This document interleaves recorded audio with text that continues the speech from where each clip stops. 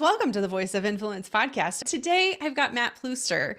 He is the co-founder and CEO, president of Bridgepoint Investment Banking. This is a market-leading boutique investment bank that serves clients over their corporate life cycles by providing capital raising and M&A advisory solutions. They serve clients globally across a range of focus sectors. And I'm going to let Matt tell you more about it. Matt, thank you so much for being a guest here on the Voice of Influence podcast. Andrea, thank you for reaching out and having us. We appreciate it.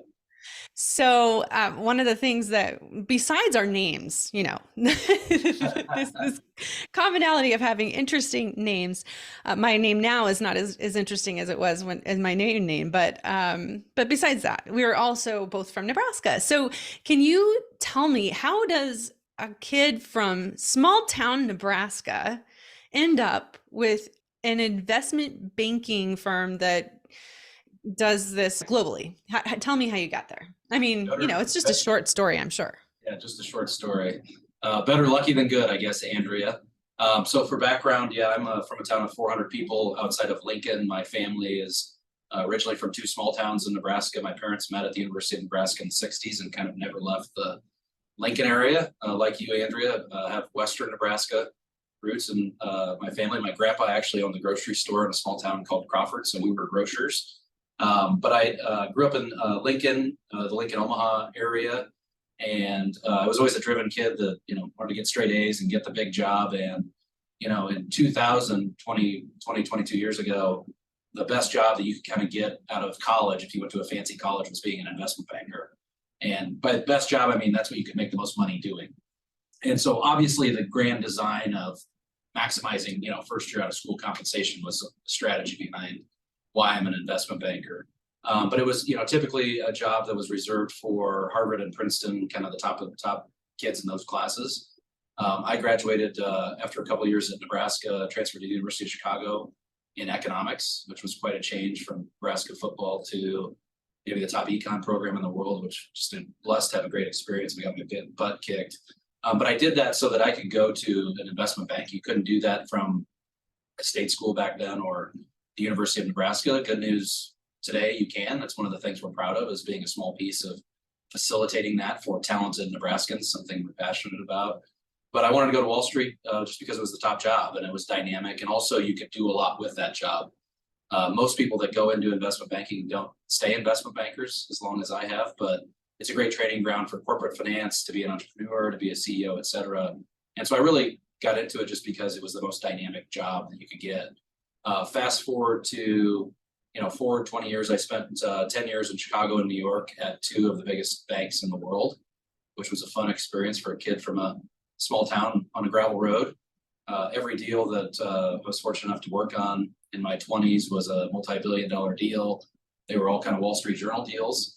And investment banking is an apprentice industry. And so I was really blessed just to be right in the middle of it. And that's why I say better lucky than good. I didn't have a grand design, but God put me in a place where I got a lot of great experience. And fast forward that today, why I'm still in investment banking has nothing to do with money. For me, it's mission and purpose, which is how I view our firm and who we serve.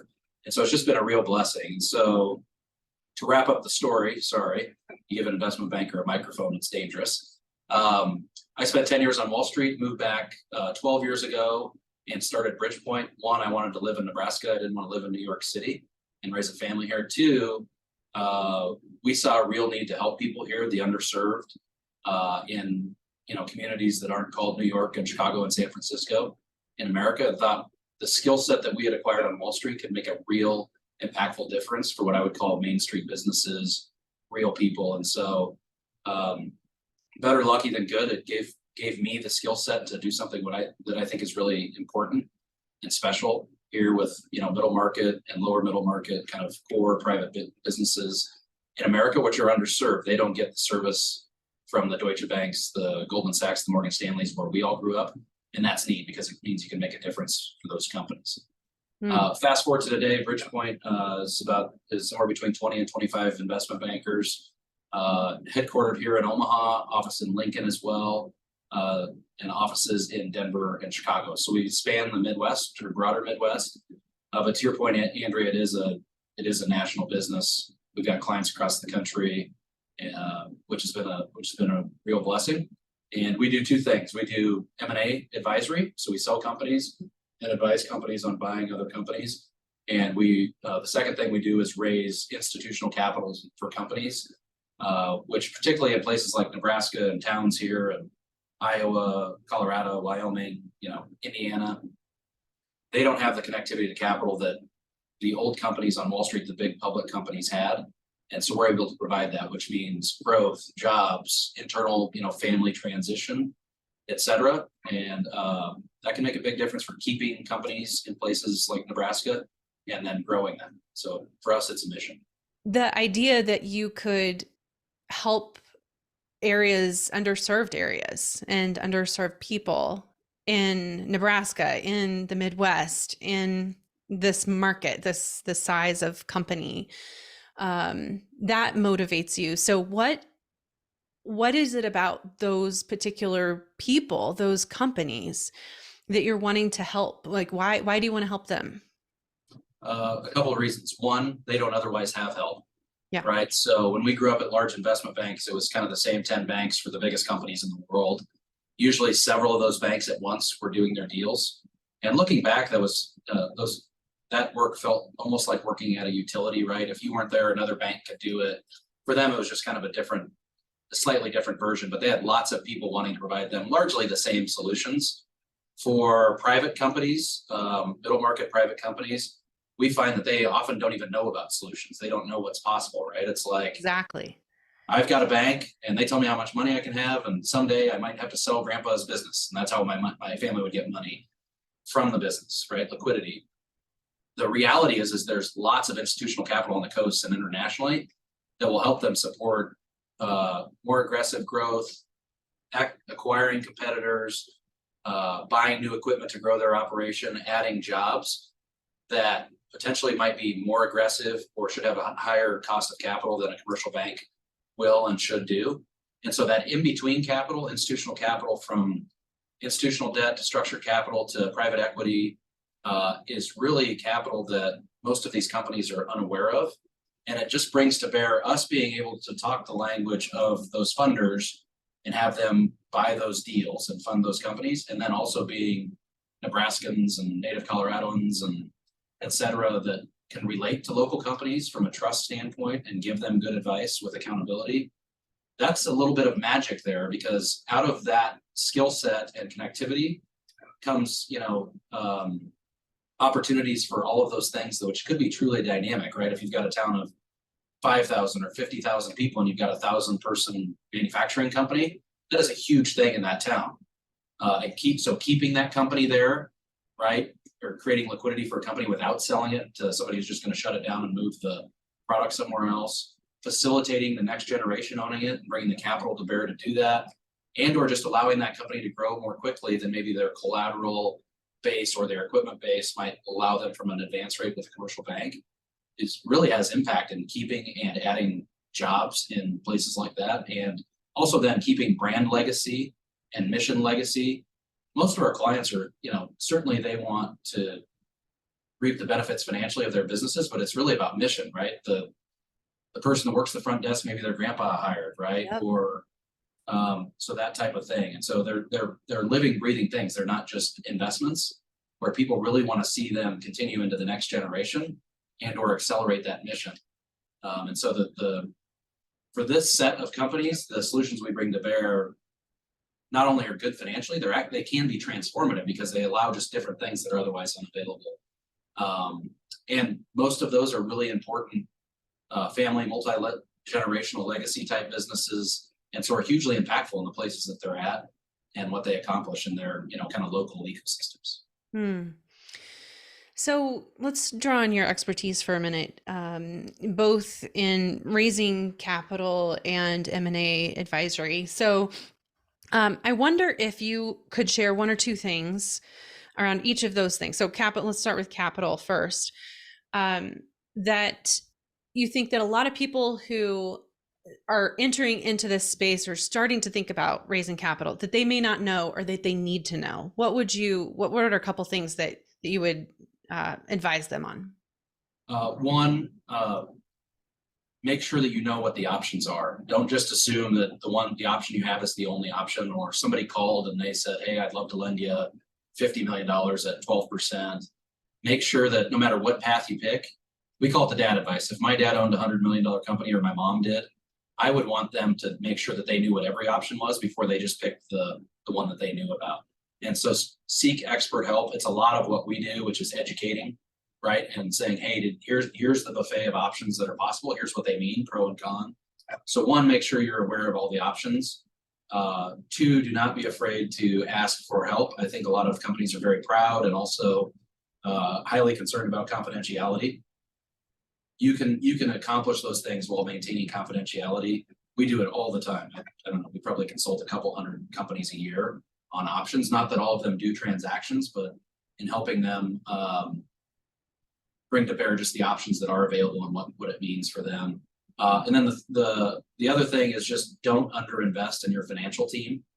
Everybody says, oh, I don't need an audit. And not that everybody needs an audit, but the value of having clean financials and having a CFO that can strategically understand and pull the levers in your business is often understated. If I had a nickel for every time we were doing a $100 million deal, and that skill set right there, the difference between a $400,000 CFO and a $150,000 bookkeeper, controller, or $100,000 can literally be 10 times the number that might be in question. So we see literally tens of millions of dollars won and lost based on quality of financials, which are directly tied to how much you can borrow, if you have to raise equity capital, how much ownership you have to give up, and when selling, ultimately, how much your company's worth and how much you're going to get. And you only have one shot at goal at an M&A deal, right? If you're selling a third generation family business, you don't get a do-over, right?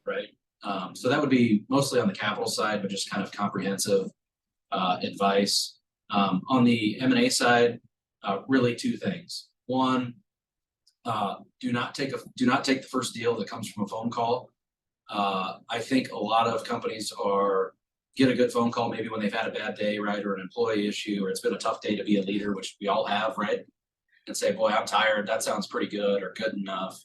The deals that are the disappointments to us aren't the ones that don't get done necessarily. It's the ones where the person didn't do the right deal or do the best deal. Mm-hmm. For us, as you heard, it's very mission driven. It's kind of Robin Hood, right? We love beating up private equity firms for real people and real companies, but just don't take the first deal. There's a reason that private equity firms themselves, who buy your company, the number is like it's like right at 99% of the time. Those people, by the way, all used to be investment bankers. They know how to do it. 99% of them use investment banks to sell their business. The reason that they're calling you Mrs. or Mr. Business Owner to sell is because they want to buy you at a discount. And if you're in North Platte, for example, and you've got a major business and it's going to have philanthropic impact and generational impact, both financially and just brand legacy and jobs, boy, you want to make sure you're doing the right job. So use experts. It's worth it every time. There's a reason that the pros themselves do. And don't answer the phone and take a term sheet.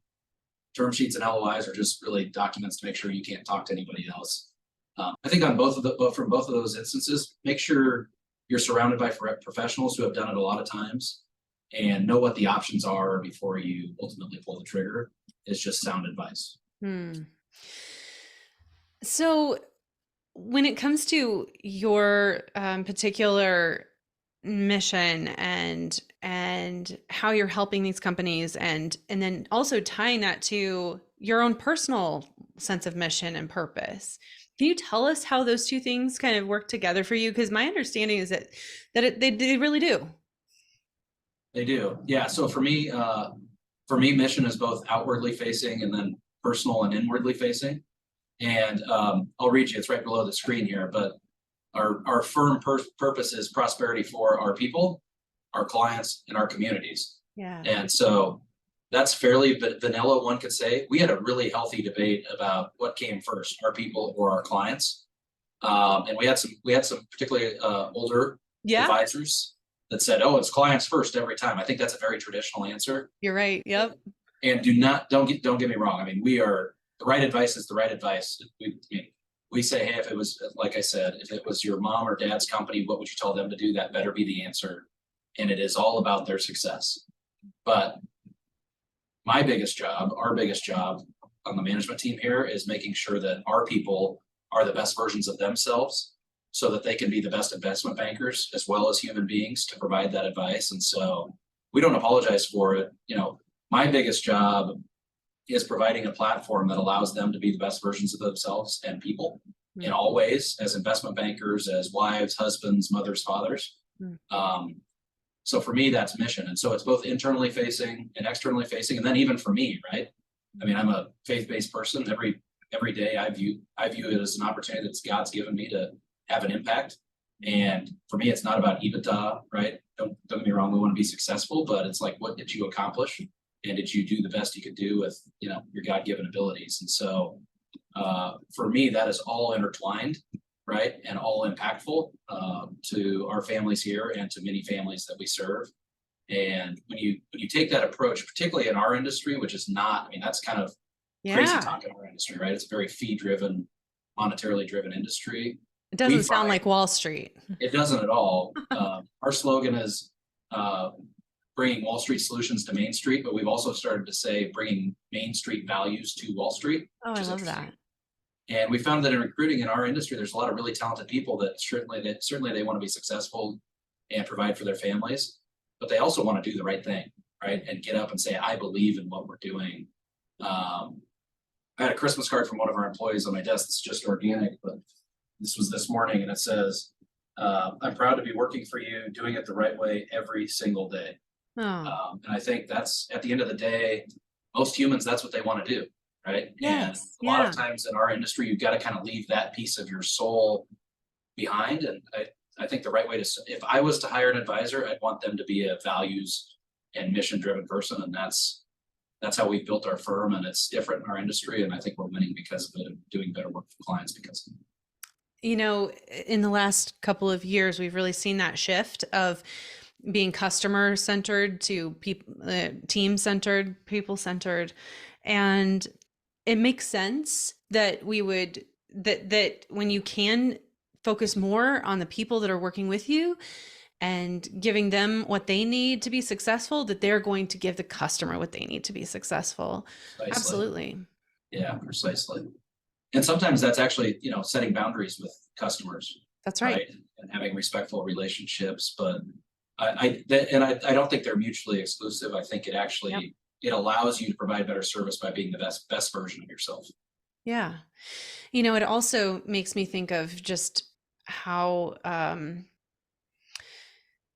psychology of the workforce, people, individuals, the things that we've been experiencing collectively, and then individually. I mean, it seems like there's more heightened awareness around what people are experiencing and their needs, but then also just sometimes there's just more going on. There's more of a mental health kind of crisis. Absolutely. So I'm curious, you know, in putting your team as first, I guess, is there any way that you see that impacting their psychological, spiritual well-being as well? Yeah, I think it's never been more important. It always should have been important, right? But I think we're getting better at that. Two things. One, we talk about it a lot. So something that's kind of wonky that we do that we think is kind of next gen and how it should be done, or the future of how investment banking or business in general should be done. We've got a success coach on staff on retainer that not only spends time with me personally as a person and a leader, but also a lot of our team. In fact, all of our team throughout the year has opportunities. And then in the group setting of a partner meeting, we do that. I mean, it's pretty vulnerable, personal stuff. That's not for everybody. Some investment bankers we interview say, well, as long as it's not too much. But when you can get to that level of trust internally, say, hey, here's what I'm good at. Here's what I need help with. How can we help? That, again, I think as far as being the best versions of themselves, and then as a result, providing the best client service, we believe in that. We put our money where our mouth is there. That's very different. We think it's hugely important. Our folks have heard me say it all the time. It's more important for us that they're better moms and dads than they are investment bankers. And don't get me wrong, we want excellent investment bankers, but Sure. all in the spirit of having good people at their best. Yeah. And so we not only, it's not just a tagline and an ESG kind of atmosphere, but we put our money where our mouth is. And we talk about stuff all the time that's really uncomfortable, myself included, in how do we get better all the time, right?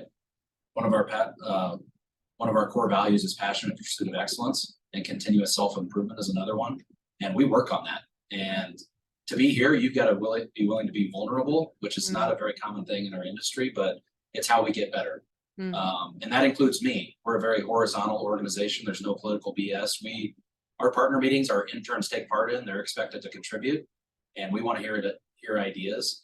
I think we're in an industry where usually there's a head person, a gal or a guy, and they sit at the end and everybody kind of says, oh, that's the person that makes payroll, nod your head. We don't tolerate that here. The only bad partner meetings we have is where we don't have diversity of thought and input, in my experience. So that would be the biggest thing. The second thing would be, I think there's to your question, I think there's a lot of debate about hybrid workplace, in the office workplace. For us, it's all about engagement. And what's the new term about people just kind of quitting but not telling anybody, right? I forget. Quiet quitting. Quiet quitting. I mean, I think that's symptomatic of this entire conversation, right? Yeah. I am a huge believer, and this kind of goes back to mission, that whether you're in the office or not, and we're kind of unapologetically and in the office culture, I suppose we're quasi-hybrid, we're 4 days a week, we take Fridays at home. But for us, it's all about engagement. We think that the best investment bankers and best people who have our core values in common want to be engaged with their days, whether it's at work and at home. And we find being together fosters a level of engagement and purpose that we work really hard at it during COVID being virtual. We haven't been able to duplicate that. And I think our team wins because of it. I think they enjoy their work because of it. And I think they develop more because of it. So for us, it's all about being highly engaged. It's not about counting hours, but we also believe that there's something to being together from a spiritual aspect, right? From a self, get up in the morning. Am I excited to go to work? Am I excited about what I'm doing? And so those are the two things that come to mind, because I think the future of work does look different, right? It's not just go to the factory 8 to 5 and here's the pension. It's certainly about pay, but it's also about purpose. People want to have purpose. They want to believe in what they're doing and be fulfilled in what they're doing. And so providing that platform is a big piece of our job. Yeah. And maybe even believe that they can make a difference in what they're doing. Absolutely. Yeah. And that they're doing the right thing, right? Yeah. What they're doing is the right thing to do, has impact, they're helping people. Yeah.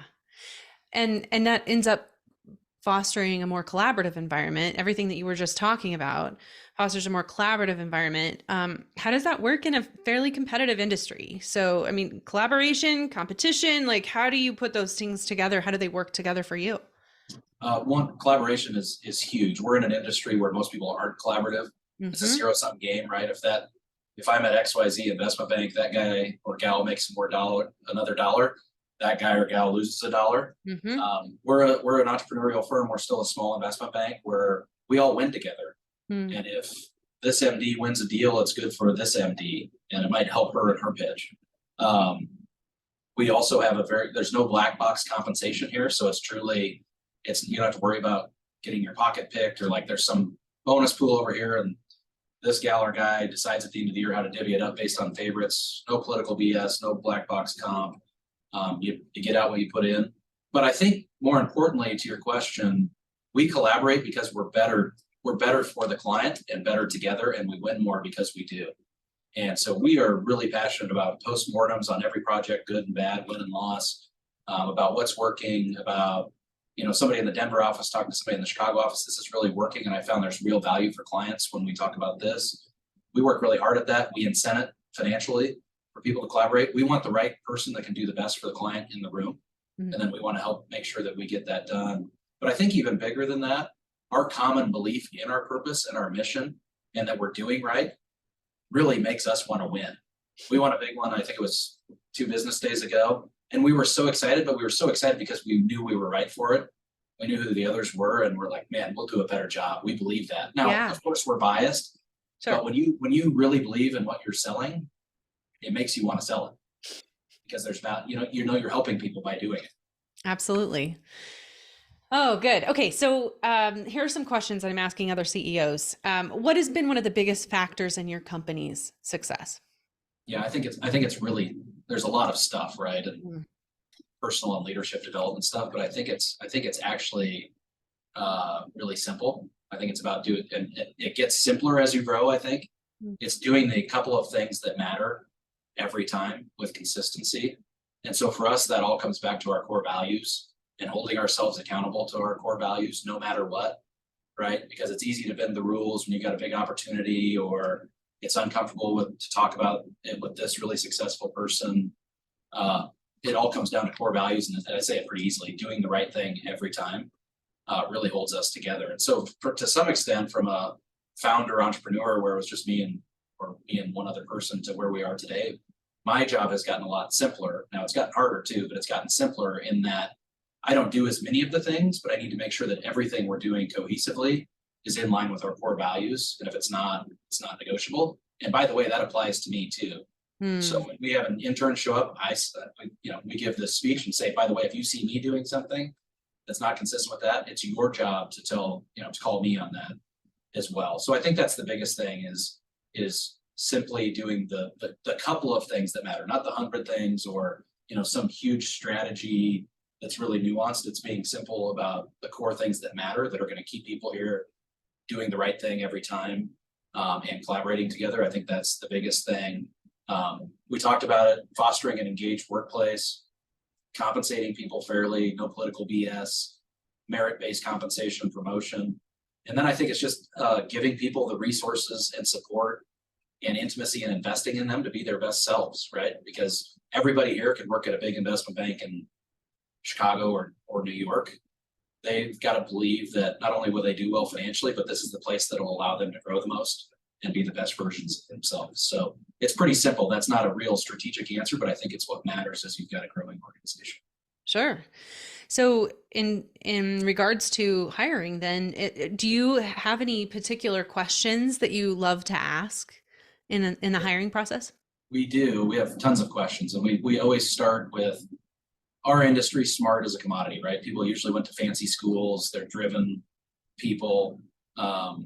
There's an old Warren Buffett quote, and I'll butcher it, but it's like there's nothing more dangerous than a really smart person without values. Oh, so It's true.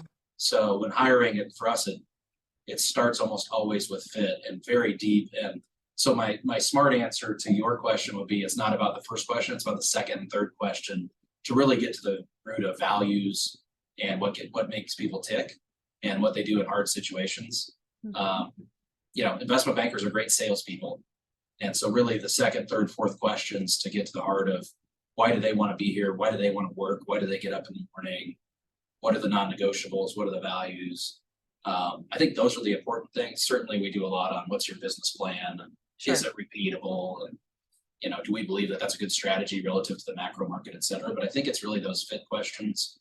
For us, culture is so important that, we're not going to go broke or be really successful and or feel great about our business based on that next incremental person, how successful they are at selling deals or doing deals.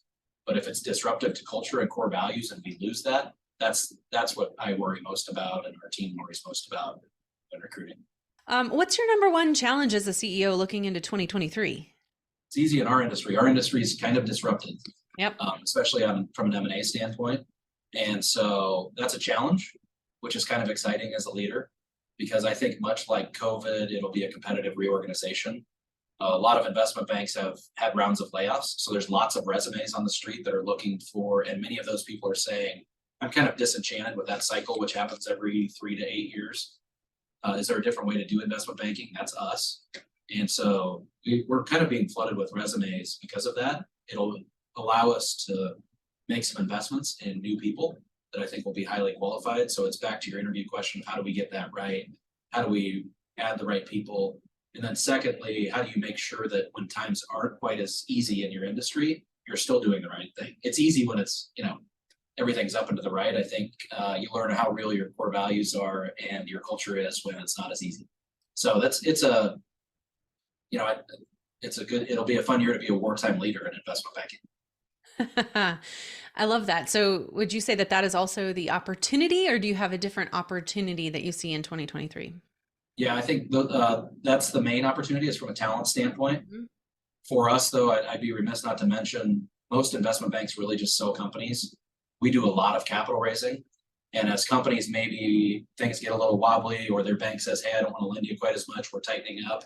I think the opportunity for us on the capital side to actually have more impact and be part of not just making people rich, but actually seeing companies through and providing them the capital solutions and capital to make it through is really an awesome mission. And one could argue that maybe that's even a more impactful mission than, selling a really valuable company for a little bit more and making that family richer. And so on the capital side, I think we've got a huge opportunity in front of us that we're starting to see where, hey, my bank didn't want to lend me as much money, or I missed a covenant, or I've got a big opportunity, but the bank's pretty tight right now. I think there's going to be even more value from our in-between capital, the institutional debt, structured capital, structured debt, structured equity, and equitizing balance sheets to make a real impact on seeing companies through, keeping them in families and keep them growing in places that matter. Hmm. Important work. What insights or advice do you have for other CEOs who are working to double their revenue? Don't make it all about revenue. All right, tell Don't us don't more. have don't have the ultimate objective being revenue. Certainly need to have a great plan around that, but it's how do you sustainably build a culture and an organization that gets there the right way, right? And where it's sustainable. We've seen a bunch of companies that had huge ramps from COVID, right, in certain sectors, Mhm. and I would focus on good revenue and quality revenue, not one-time revenue that's sustainable. Because one-time revenue isn't really that valuable, and it's hard to plan an organization and hire and keep employees around that. So it's all about sustainability, I think, of revenue and how you're doing it, and are you building an organization that you're proud of while growing the top line. Yeah. Okay, so along those lines, then building the organizational infrastructure to sustain high growth can be a challenge. What obstacles did you face in this process? What has your company done well around infrastructure? I think, look, in a growth organization, you're always pre-investing, right? If you really want to do it and you want it to be sustainable. And so, it always feels like we're spending for this year, right? Yep. And we see a lot of companies that do it the other way. It kind of goes back to my comment on your financial staff. Mm. I think you ultimately pay the price, and certainly it's tough to pay for where you need to be tomorrow, today. But if you want to do it in a quality, repeatable way that has real staying power, you've got to pre-invest and you've got to be strategic about hiring and building out an org chart. Even if you're not going to fill out that org chart, right? And say, okay, next 5-10 years with our plan, here's how this company should be staffed. And then investing in yourself and your company with faith to get there. I mean, and being an entrepreneur is a faith-based thing, right? You're investing in yourself, you're taking risk every day, but being strategic instead of reactive around the org chart, I think is hugely impactful. And we certainly see it done both ways, but it's the companies that build the building blocks to have it be sustainable that we see really more in a premium, that they have capital availability and they've got staying power to support that growth. Mm. And then you see some companies that are hot messes, right? They're like, oh, we'll bring in the revenue and the money and then figure it out later. And it's, that's when you see people get disenchanted. You lose talent, you lose customers because of lack of delivery of service or product. So pre-investing, I think, is huge. Obviously, you've got to do so prudently, but being strategic about the org chart and investing in the right places is hugely impactful. You have mentioned faith a few times. Can you tell me how that your faith and your experience of faith has impacted the trajectory of your career and where you're at now? Thank you. That's a great question. I've never thought about that question.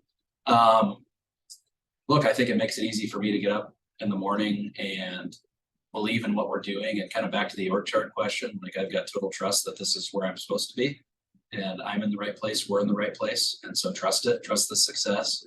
And there's bigger things out there that the Lord has for us. And so I think that's the biggest thing for me is just, I don't spend a lot of time. Certainly I think it's healthy to do postmortems and be very intellectually honest with what you're doing well, what you're not doing well as a leader and as an organization. But I also trust that that's part of the process. We've got a bigger mission here, and this is just what the journey looks like. And so, repeatedly investing in that, doing the right things to make that sustainable and growing it, and leaning into that, right? Because I think that's a key piece of how I view why I'm here. And it drives a lot of decisions we make based on faith and trust. Thanks for the question. It's a neat one. Yeah. Yeah. So, okay, wrapping things up here a little bit, how can people find your companies in particular, find Bridgepoint and learn more about what you do? Yeah, great question. Our website is bridgepointib.com.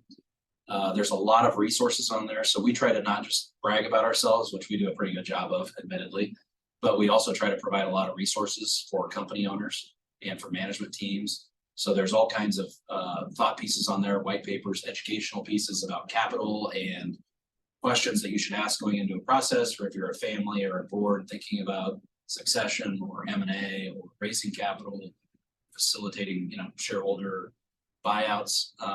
We've also got a great YouTube channel, which is also on our website, which there's a lot of educational content. There's also a bunch of client stuff on there about how the process went that I think could be hugely impactful. And our phone number, we always love talking on the phone, 402-817-7900 for anybody on our team. All right, last question. This is the Voice of Influence podcast.